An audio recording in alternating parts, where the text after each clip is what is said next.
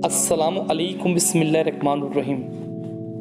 प्यारे दोस्तों, आज की वीडियो में हम बात करने वाले हैं एक भाई की शादी का एक वाकया है जो बहुत ही इबरतनाक है, जिसे आप लोगों में शेयर करना बहुत ही ज़रूरी है ताकि ये इबरतनाक वाकया आप लोगों तक पहुंच जाए और आप लोग भी इस तरह की गलतियां न करें ताकि आपकी ज़िंदगी और आपके घर बर्बाद ना हो। इस वीडियो को एक लाइक करके अपने दोस्तों में शेयर ज़रूर कर दीजिएगा। चलिए शुरू करते हैं आज की वीडियो। एक अनवर नाम का लड़का होता है, उसकी शादी का ये किस्सा है। ये कोई मनगढ़ंत कहानी नहीं है। अनवर अपनी जुबानी बताता है, मेरी शादी की पहली रात थी, मुझे कुछ समझ नहीं आ रहा था आखिर मैं क्या करूं। जब फर्स्ट टाइम बीवी के कमरे में जाऊं तो मैं क्या कहूं, यानी उससे क्या बात करूं। आखिर हिम्मत करके मैं बीवी के पास गया जहां बीवी दुल्हन बनकर बैठी थी। मैंने पहले जाकर उससे सलाम किया। उसने धीरे से सलाम का जवाब दिया। मैं उसके पास जाकर बैठ गया। जैसे ही मैंने उसको हाथ लगाया, वह हड़बड़ाहट के साथ खड़ी हो गई और कहने लगी, खबरदार अगर मुझे हाथ लगाया तो मुझे बिल्कुल भी टच मत करना। ये देखकर मैं चौंक गया, आखिर ये क्या माजरा है। मैं कहने लगा, तुम मेरी बीवी हो, आज मैंने तुम्हारे साथ निकाह किया है। इतना सुनते ही बीवी कहने लगी, मेरे हाथ न लगाना, मैं किसी और से मोहब्बत करती हूँ। ये शादी ज़बरदस्ती की शादी है। मेरे घर वालों ने मेरी मर्जी के खिलाफ मेरी शादी करवा दी। तुम कुछ भी कर लो, मैं कभी भी तुमसे मोहब्बत नहीं करूँगी। तुम्हें मेरा प्यार कभी हासिल नहीं होगा। इतना सुनते ही मेरे तो होश उड़ गए। मैं हैरान परेशान हो गया। मैं उसकी तरफ देखने लगा और दिल ही दिल ये तसव्वुर करने लगा, अल्लाह ये मेरे साथ आखिर हो क्या रहा है। जैसे तैसे मैंने खुद को संभाला और वहाँ से हटकर अल्लाह का जिक्र करने लगा। फिर अल्लाह से दुआ करने लगा, या अल्लाह ये मेरा कैसा इम्तिहान है, मेरी ऐसी कौन सी गलती हो गई थी। अल्लाह मेरी बीवी को हिदायत दे दे, मेरी इज्जत रुस्वा होने से बचा ले। अनवर कहता है कि मुझे इस बात की परेशानी नहीं थी कि वो मुझसे मोहब्बत नहीं करती, बल्कि दुख इस बात का था आखिर माशरे में, ख़ानदान में मेरी क्या इज्जत रह जाएगी। मैं एक मिडिल क्लास फैमिली से बिलोंग करता हूँ। जब भी हमारे यहाँ ऐसा होता है तो उसकी इज्जत का जुलूस निकल जाता है। इस तरह की बातें मेरे दिमाग में घूमने लगी। अगर खुदा न खास्ता इसने अपने घर जाकर ये बोल दिया कि मैं अपने घर नहीं जा सकती, मैं यहीं रहूँगी, वो लड़का नामर्द है, उसके पास नहीं रह सकती, फिर मेरा क्या होगा। मैं उसके साथ ज़बरदस्ती भी कर सकता हूँ क्योंकि अब वो मेरे निकाह में आ गई। मैं उसका शौहर हूँ, लेकिन मैंने ऐसा नहीं किया।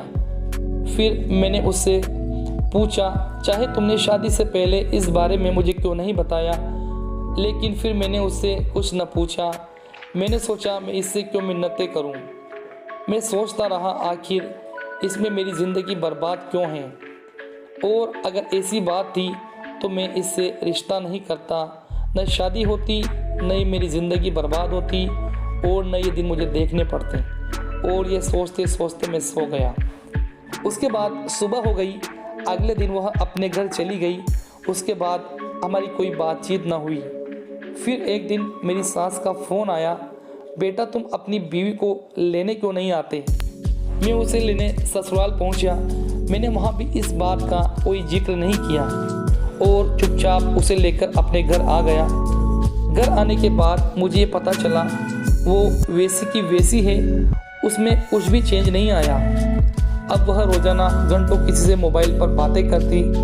मैंने कभी भी उससे नहीं पूछा कि आखिर वो बातें करती किससे हैं।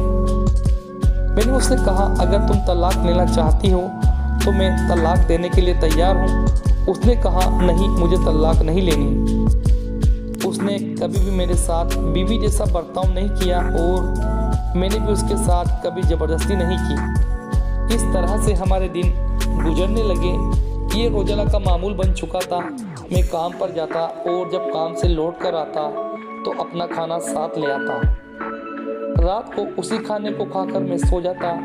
एक बार आधी रात का वाकया है जब मेरे दोस्त का फ़ोन आया। उसने कहा कि तुम्हारी बीवी किसी और मर्द के साथ, एक होटल है अल हयात, उस होटल में बैठी है, उसके साथ एक लड़का है। मुझे यकीन न हुआ। फिर मैंने उठकर देखा तो मेरी बीवी कमरे में नहीं थी। ये देखकर मुझे बहुत गुस्सा आया। मैं होटल गया तो मैंने देखा हकीकत में मेरी बीवी किसी लड़के के साथ बैठी थी। मैं उसका हाथ पकड़कर अपने घर ले आया। फिर मैंने उसके गाल पर एक जोरदार तमाचा जड़ दिया और उससे कहा, दफ़ा हो जाओ, मेरे घर से निकल जाओ, तुम आज़ाद हो। मैंने उसको निकाल दिया। वो घर चली गई।